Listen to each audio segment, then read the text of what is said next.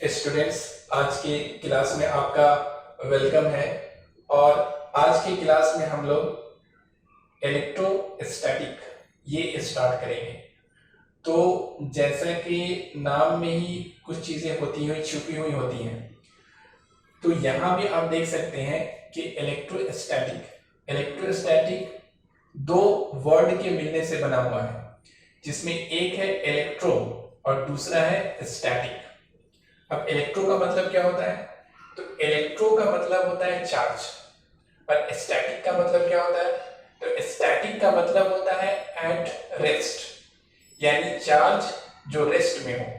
यानी कि आप यहां देख सकते हैं बोर्ड पर, ये है इलेक्ट्रोस्टैटिक और इसमें दो वर्ड है, एक है इलेक्ट्रो। तो इलेक्ट्रो का मतलब होता है चार्ज और दूसरा वर्ड है इसमें स्टैटिक। तो स्टैटिक का मतलब होता है एट रेस्ट, यानी कि चार्ज जो रेस्ट में हो। तो इलेक्ट्रोस्टैटिक में हम लोग क्या स्टडी करते हैं? इलेक्ट्रोस्टैटिक में हम लोग ऐसे चार्ज के बारे में स्टडी करते हैं जो रेस्ट में होता है। इलेक्ट्रोस्टैटिक ये फिजिक्स का वैसा ब्रांच है जिसमें हम लोग चार्ज के बारे में स्टडी करते हैं और वो चार्ज रेस्ट में होता है। तो इलेक्ट्रोस्टैटिक ये फिजिक्स का वैसा ब्रांच है जिसमें रेस्ट चार्ज के बारे में स्टडी किया जाता है। एक तो ये बात हो गया। दूसरी चीज ये है कि इलेक्ट्रोस्टैटिक में हम लोगों को अगर एनसीईआरटी के अकॉर्डिंग टू बात किया जाए तो दो चैप्टर पढ़ना है। एक पढ़ना है हम लोग को इलेक्ट्रिक चार्ज एंड फील्ड, और दूसरे चैप्टर में हम लोग को पढ़ना है इलेक्ट्रोस्टैटिक पोटेंशियल एंड कैपेसिटेंस। तो हम लोग पहला चैप्टर स्टार्ट करेंगे। तो पहला चैप्टर जो हमारा है, चैप्टर फर्स्ट, जो एनसीईआरटी के अकॉर्डिंग टू है, वो है हमारा electric charge and field. Electric charge and field ये पहला चैप्टर है। तो आज हम लोग पहला चैप्टर स्टार्ट करेंगे। अब इस पहले चैप्टर में हम लोग को सबसे पहले पढ़ना है कि इलेक्ट्रिक चार्ज क्या होता है। पहले चैप्टर में हम लोग को पढ़ना है कि इलेक्ट्रिक चार्ज क्या होता है। तो इलेक्ट्रिक चार्ज के बारे में पहले तो आप ये जान लीजिए कि इलेक्ट्रिक चार्ज, इसे सिर्फ चार्ज भी कहते हैं, यानी दूसरे वर्ड में सिर्फ चार्ज, और इसे इलेक्ट्रिकल चार्ज भी कहते हैं।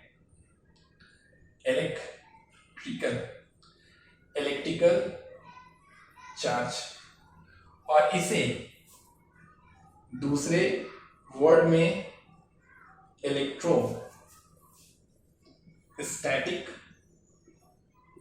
चार्ज। ये सब चार्ज को आप कह सकते हैं, यानी या तो चार्ज कहें, या इलेक्ट्रिक चार्ज कहें, या इलेक्ट्रिकल चार्ज कहें, या इलेक्ट्रोस्टैटिक चार्ज कहें, सब एक ही बात है। पहले तो ये याद रखना है। अब चार्ज होता क्या है? तो चार्ज किसी भी पार्टिकल का बेसिक प्रॉपर्टी होता है। चार्ज किसी भी पार्टिकल का, पार्टिकल मींस इलेक्ट्रॉन या फिर प्रोटॉन या फिर कोई और सब एटॉमिक पार्टिकल। तो चार्ज किसी भी पार्टिकल का बेसिक प्रॉपर्टी होता है, यानी उसका ये बेसिक प्रॉपर्टी होता है। जैसे कि आप कहते हैं कि कोई आदमी है तो उसके अंदर बहुत सारा प्रॉपर्टी होता है। किसी के अंदर क्या होता है प्रॉपर्टी कि वो बहुत ज्यादा बोलता है, किसी के अंदर होता है कि वो मुस्कुराता है, और किसी के अंदर है कि वो हमेशा क्या होता है कि वो हमेशा सीरियस रहता है। तो दीज आर द प्रॉपर्टीज। इसी तरीके से चार्ज क्या है? ये किसी भी पार्टिकल का, चार्ज पार्टिकल का बेसिक प्रॉपर्टी होता है। इस प्रॉपर्टी के कारण क्या होता है कि पार्टिकल के चारों ओर एक फील्ड डेवलप करता है, और उस फील्ड को कहा जाता है इलेक्ट्रिक फील्ड कहते हैं। चार्ज किसी भी पार्टिकल का बेसिक प्रॉपर्टी होता है, और इस प्रॉपर्टी के कारण, यानी चार्ज वाले प्रॉपर्टी के कारण क्या होता है कि पार्टिकल के चारों ओर एक फील्ड डेवलप करता है, एक फील्ड बनता है, और उस फील्ड को यहाँ पे कहा जाता है इलेक्ट्रिक फील्ड। यानी चार्ज के कारण किसी भी पार्टिकल के चारों ओर इलेक्ट्रिक फील्ड का फॉर्मेशन होता है। जैसे आप ऐसे समझ सकते हैं,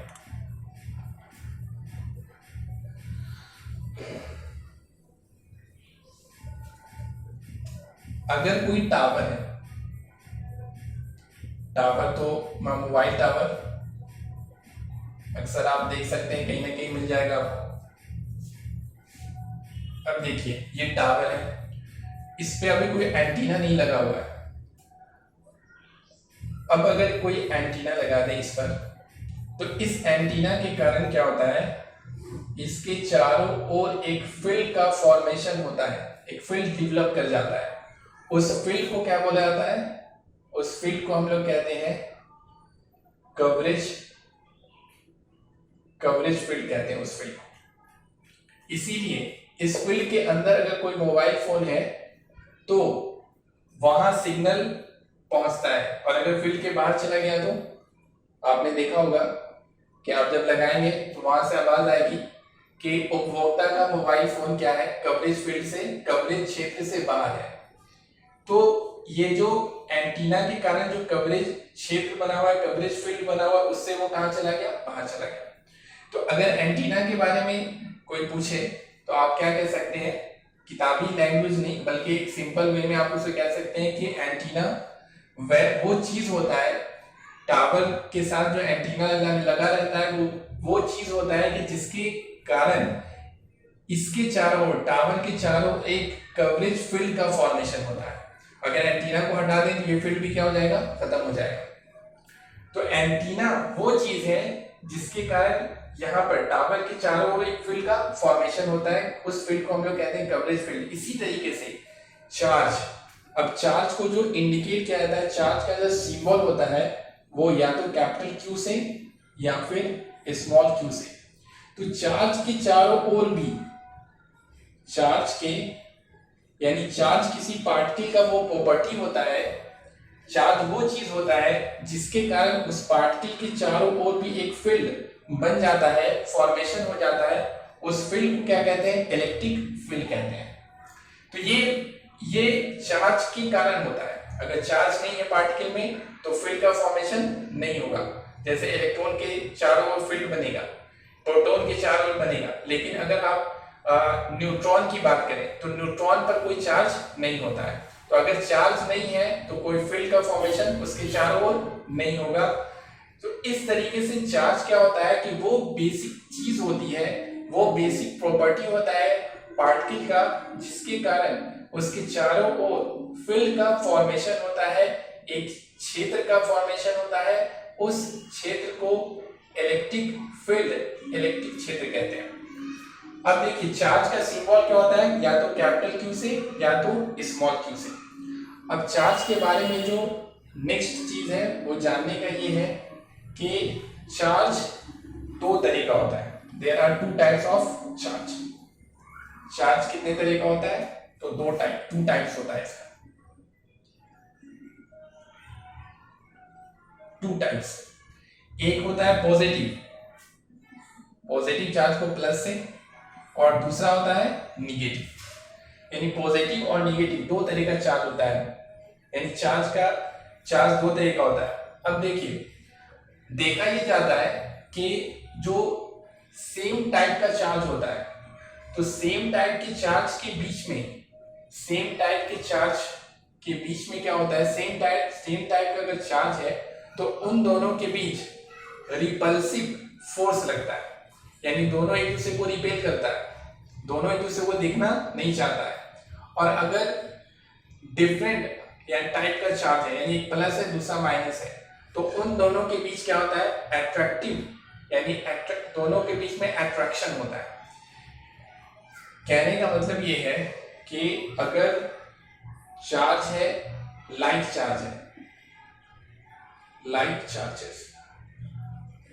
charges repel each other.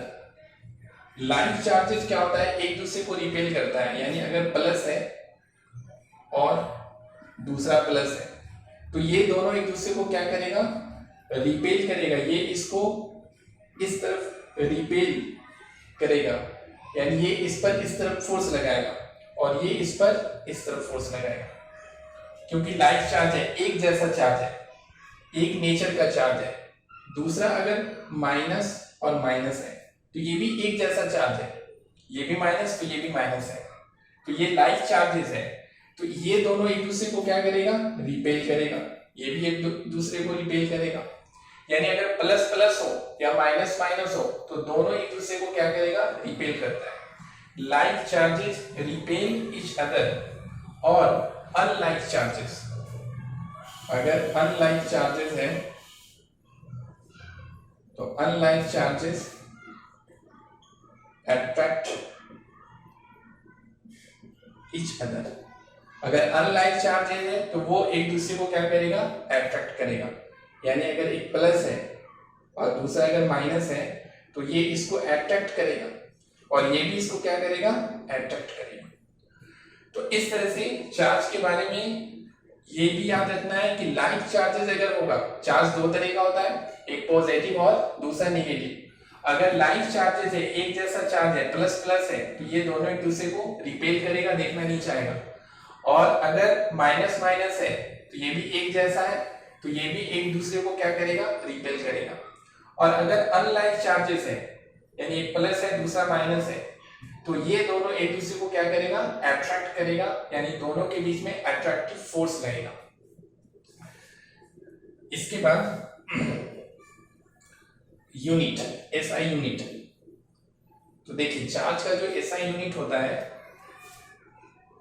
SI unit, तो चार्ज का एसआई यूनिट होता है कूलम, और कूलम को इंडिकेट करते हैं किससे, सी से इंडिकेट करते हैं।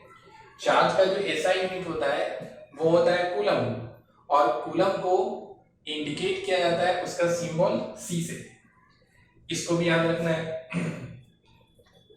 इसके बाद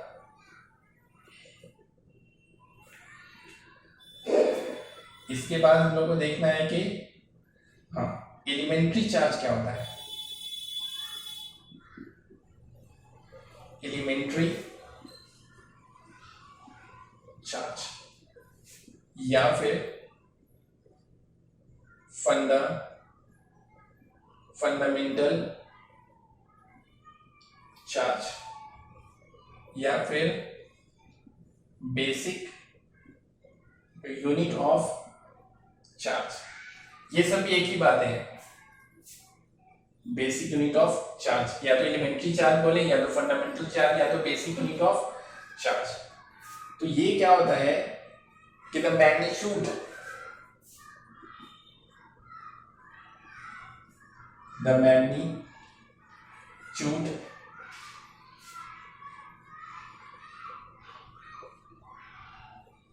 charge on the magnitude of charge on one electron or one proton। एक इलेक्ट्रॉन पर जो चार्ज होता है उसका मैग्नीट्यूड, या एक प्रोटॉन पे जो चार्ज होता है उसका मैग्नीट्यूड, उसे कहा जाता है एलिमेंट्री चार्ज। तो ये कितना होगा, ये होता है 1.6 into 10 to the power minus 19 coulomb. 1.6 into 10 to the power minus 19 coulomb. क्योंकि देखिए किसी भी इलेक्ट्रॉन पर, अगर इलेक्ट्रॉन की बात करें तो इलेक्ट्रॉन पर चार्ज होता है निगेटिव, और वो होता है माइनस 1.6, और मैग्नीट्यूड होता है उसका 1.6 into 10 to the power minus 19 coulomb.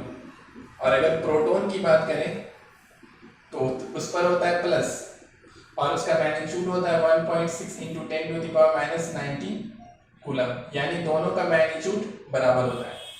अब यहाँ पे एलिमेंट्री चार्ज किसे कहते हैं, तो एक प्रोटॉन पर या फिर एक इलेक्ट्रॉन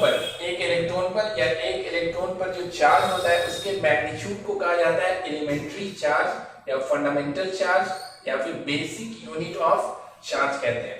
तो इसलिए यहाँ पे सिर्फ मैग्नीट्यूड लिखा हुआ है, प्लस माइनस नहीं है, यहाँ पे सिर्फ मैग्नीट्यूड लिखा हुआ है। तो यहाँ पर हो गया 1.6 into 10 to the power minus 19 coulomb, और इसको इंडिकेट करेंगे किससे, एलिमेंट्री चार्ज को इंडिकेट किया जाता है ई से, एलिमेंट्री चार्ज को इंडिकेट किया जाता है ई से, या फंडामेंटल चार्ज को ई से, या बेसिक यूनिट ऑफ चार्ज को इंडिकेट किया जाता है ई से। अब देखिए अगर कोई ये कहता है कि इलेक्ट्रॉन पर चार्ज, तो इलेक्ट्रॉन पर जो चार्ज होता है वो होता है -1.6 इंटू 10⁻⁻19 कूलम। अगर इसको एलिमेंट्री चार्ज के फॉर्म में अगर रिप्रेजेंट करना हो एलिमेंट्री चार्ज के रूप में, तो हम लोग इसी को लिख सकते हैं माइनस, यहां से माइनस आ गया, और 1.6 इंटू 10⁻⁻19 कूलम के जगह पे क्या लिख सकते हैं, ई लिख सकते हैं। तो इलेक्ट्रॉन पर जो चार्ज होगा वो हो गया -e, और अगर प्रोटॉन पर चार्ज, उसको अगर एलिमेंट्री चार्ज के रूप में अगर रिप्रेजेंट करना है तो यहां से ये हो गया प्लस, और ये यानी 1.6 इंटू 10⁻⁻19 कूलम, तो इसको हम लोग इंडिकेट कर सकते हैं ई से, तो ये हो गया ई, यानी इलेक्ट्रॉन पर जो चार्ज होता है वो -e और प्रोटॉन पर चार्ज होगा वो +e। ये एलिमेंट्री चार्ज के रूप में हम लोग इसको रिप्रेजेंट कर दिया हम लोगों ने। तो एलिमेंट्री चार्ज क्या होता है, the magnitude of charge on one electron और one proton is called elementary charge कहते हैं, या फंडामेंटल चार्ज कहते हैं, या फिर उसे कहते हैं बेसिक यूनिट ऑफ चार्ज कहा जाता है।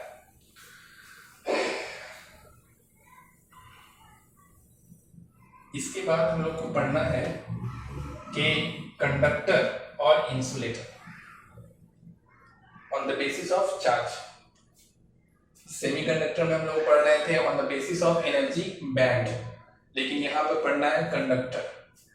तो कंडक्टर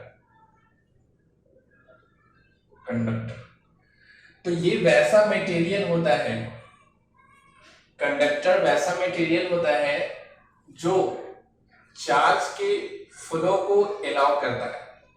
कंडक्टर वैसा मटेरियल होता है जो चार्ज के फ्लो को क्या करता है, अलाउ करता है।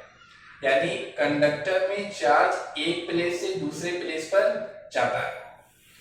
चार्ज यानी कंडक्टर वैसा मटेरियल, जैसे एग्जांपल में एल्युमिनियम, आयरन, सिल्वर, गोल्ड, तो ये सब क्या है, ये सब कंडक्टर है क्योंकि इसमें चार्ज का फ्लो होता है, यानी चार्ज एक प्लेस से दूसरे प्लेस पर जाता है। इसमें आप, और दूसरा हम लोग को पढ़ना है इंसुलेटर।